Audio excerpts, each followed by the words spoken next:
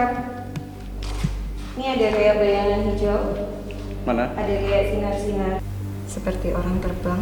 Bayangan hitam ya? Yes, ada semacam bayangan hitam yang mendekat dan saya tadi izin untuk minta foto. Jadi ini memang semacam roh ya, roh perempuan.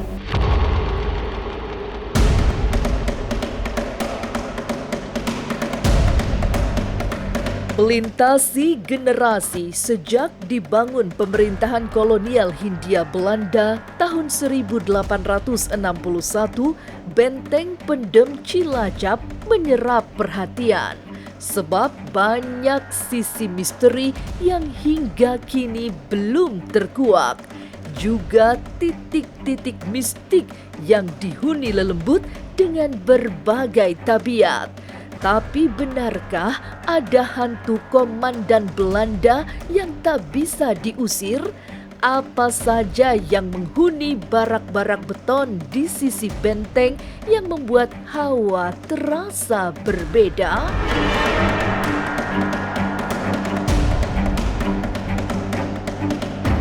Jangan dulu berlalu, masih akan banyak keganjilan terjadi di sini. Dan jangan lupa subscribe, like, share, dan komen agar tak ada yang terasa ganjil di sekitar Anda.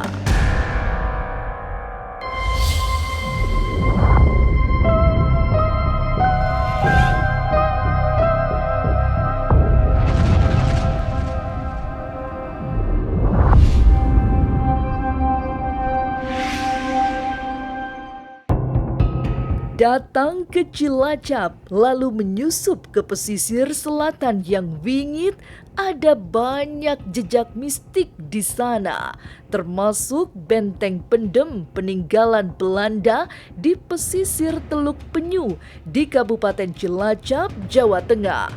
Pernah terkubur pasir sepanjang puluhan tahun, benteng menjadi angker karena tapak masa lalu yang misterius. Pemirsa, tadi saya, Rara Istiati Wulandari dan Denjaka sudah melakukan pemageran. Jadi sudah kelonuan dulu tadi di pagar, jadi di pagar kanan dan pagar kiri. Nah, di sini kita akan menelusuri. Di sini ada benteng pendem. Kalau bahasanya di sini ada sungai kecil ini, kalau di Jawa disebut parit ya. Parit. Saya lihat ini ada sesosok ular, tapi pendek, sekitar 1 meter.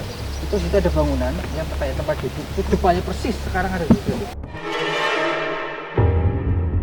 Tim Ganjil Misteri yang ditemani Rara Istiati Wulandari dan Denjaka sudah disambut naga buntung di bibir parit.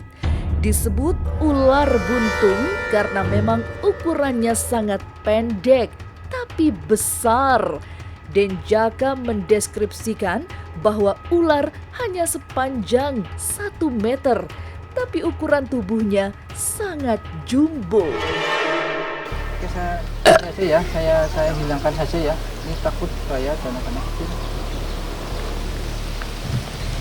Penetralisirin ke bumi.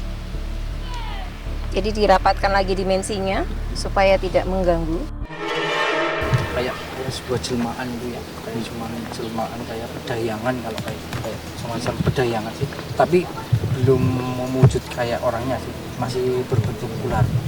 Nanti kita telusuri, mungkin ada titik di mana dia aslinya dia menempati. Nanti kita coba. Iya, selain itu di sini saya mencium di alam gaibnya atau di alam niskalanya itu baunya tuh amis darah. Kalau kita melihat sejarahnya ya, Denjaka. Jadi di sini adalah tempat pertahanan pertama. Jadi parit ini tuh dibuat zaman dulu kan ini masih ada pertempuran dengan kolonial Belanda. Nah, di situ ada semacam tempat-tempatnya untuk pertahanan, jadi supaya tembak menembak. Nah, parit ini banyak korban-korban dari orang lokal dan juga ada dari Hindia Belanda. Jadi di sini sebenarnya kalau dilihat sungainya jernih, sebenarnya baunya amis. terasanya di sini kayak ada jejeritan ratusan. Itu memang karena kalau saya lihat itu tidak dimakan, jadi hanya dibuang di Jadi mak ceblung tok gitu ya. Meninggalkan parit, memasuki area yang semakin pekat energi metafisikanya. Tim penelusuran saat itu mulai melihat barak-barak beton yang panjang. Jumlahnya ada 14 barak, tapi ada satu yang sangat ketat, aura mistiknya. Jadi di sini energinya sudah mulai terasa. Pemirsa bisa lihat di sini ada barak-barak ya. Ada 14 barak. Di sini lebih banyak getaran kesedihan ya, kalau saya rasakan. Kalau saya 1, 2, 3, ruang nomor 4 ya Pak. Oke, pemirsa, tadi saya merasakan energi yang khusus di bangsal 4.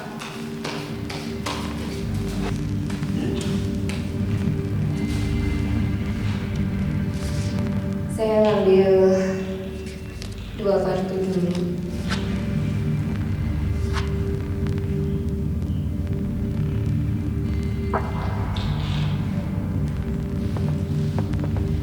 Dan 1 kartu.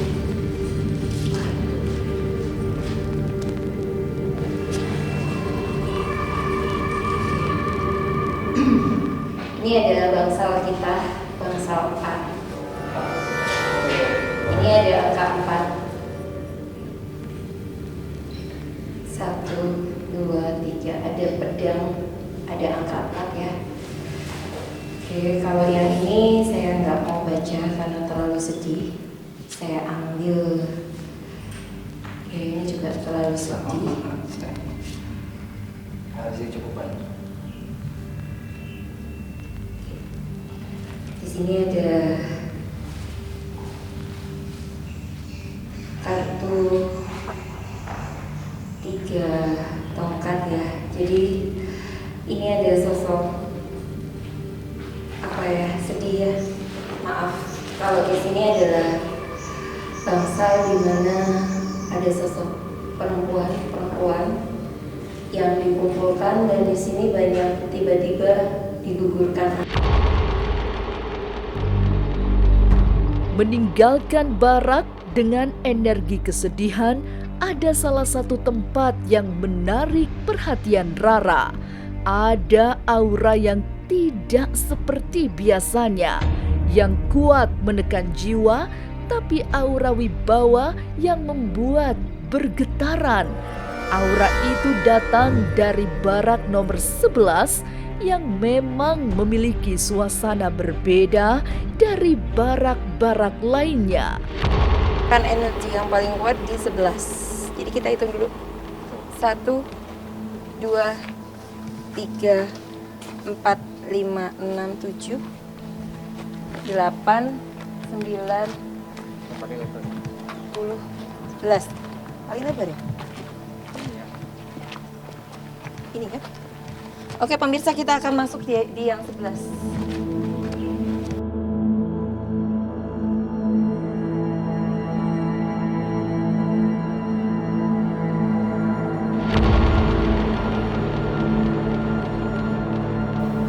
Kalau yang 11 ini saya merasa semacam kayak ada big boss ya. Jadi ada energi pimpinan Hindia Belanda di sini. Jadi kayak dia yang mengatur strategi. Iya, jadi ada kayak kepala apa ya, komandan seperti itu. Jadi sosok badannya tuh tinggi, besar, dan dia yang mengelola semuanya. Dan kayak dia tuh kayak ada perasaan tidak kepingin meninggalkan tempat ini, jadi masih melekat di sini. Dia yang kadang-kadang sering menampakkan kalau di sini mungkin malam hari dibuka, nah dia yang sering ada kayak sekelebat datang. Energi batin yang kuat tidak hanya terasa di dalam barak, tapi juga di luar dan depannya. Apalagi di depan barak itu ada pohon yang seperti menjadi pelindung dari anasir buruk yang ingin menyerang sang komandan. Iya, dan ini juga pas ada pohon ya.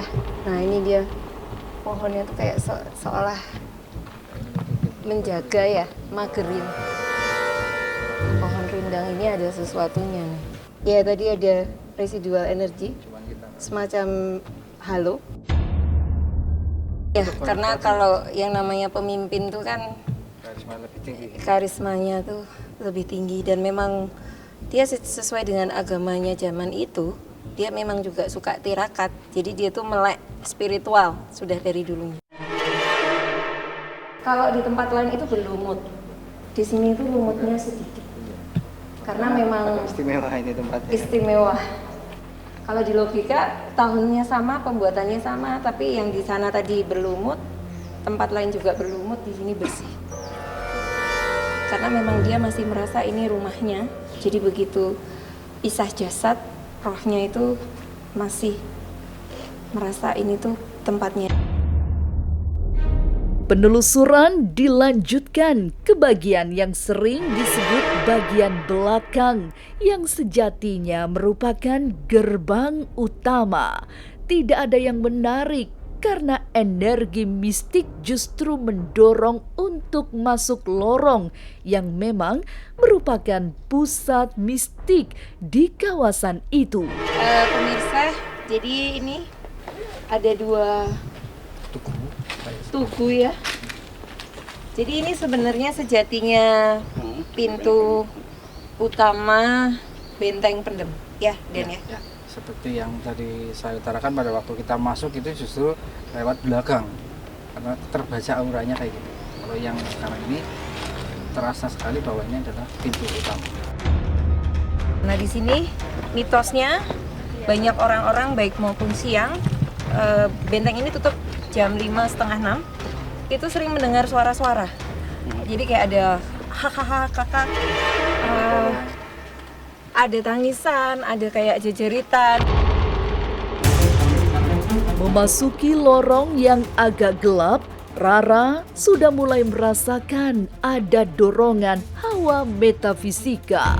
Padahal sebelum memasuki wilayah itu sudah melakukan semacam ritual minta izin untuk memasuki dimensi yang berbeda.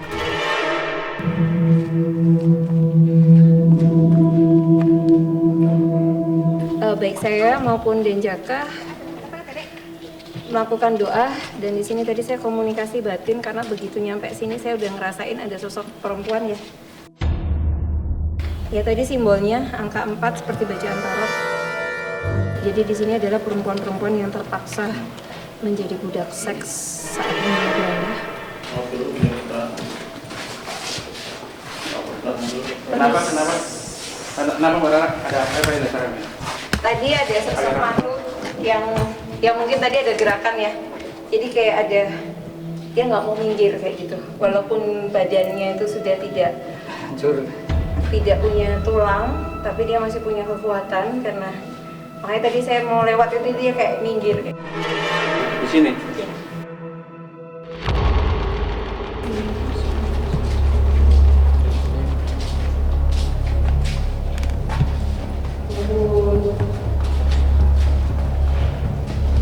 Nah ini meriam-meriam ya.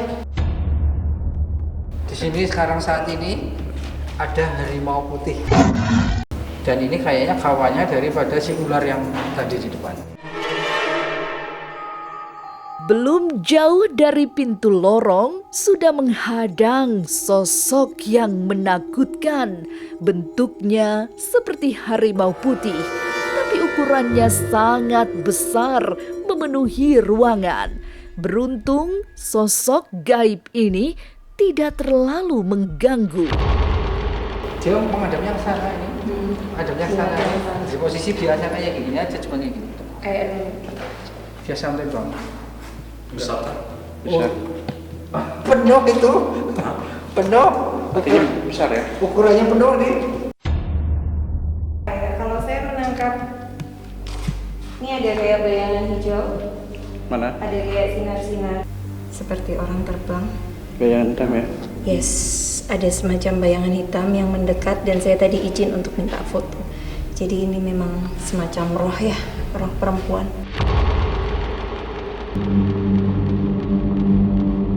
Setelah melewati rintangan pertama, begitu semakin dalam masuk lorong, ada energi yang lebih dramatis. Rintihan serta tangisan yang menyayat seperti menjadi penggoda jiwa. Salah satunya berasal dari ruang yang pernah menjadi kamar eksekusi.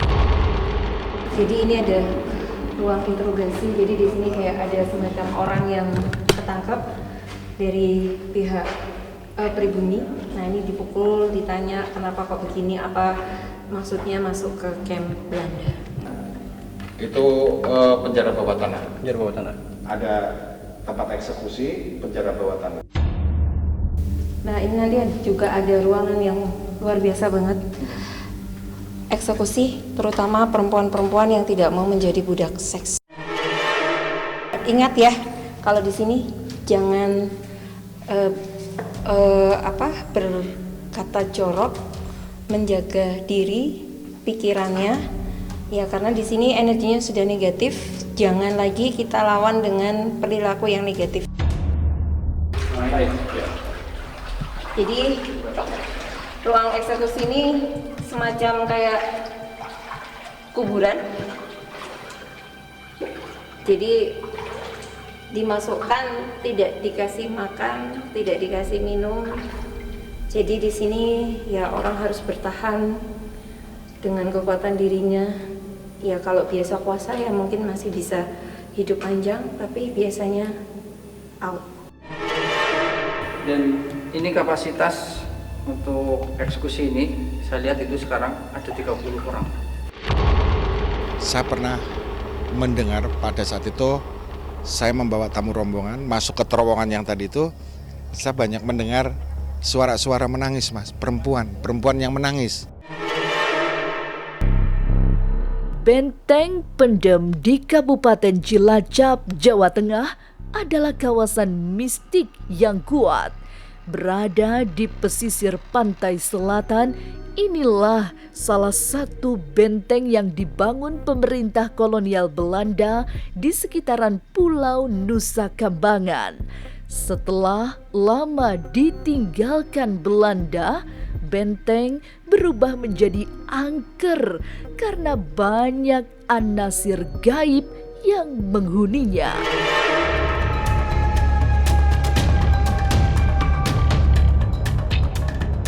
Inilah ganjil yang akan menguak berbagai misteri di alam nyata dan tak kasat mata. Sampai jumpa pada episode selanjutnya dengan kisah-kisah ganjil setiap hari Senin, Kamis, dan Jumat pukul 5 sore. Tapi sebelumnya, jangan lupa subscribe, like, share, dan komen agar tak ada yang terasa ganjil di sekitar Anda.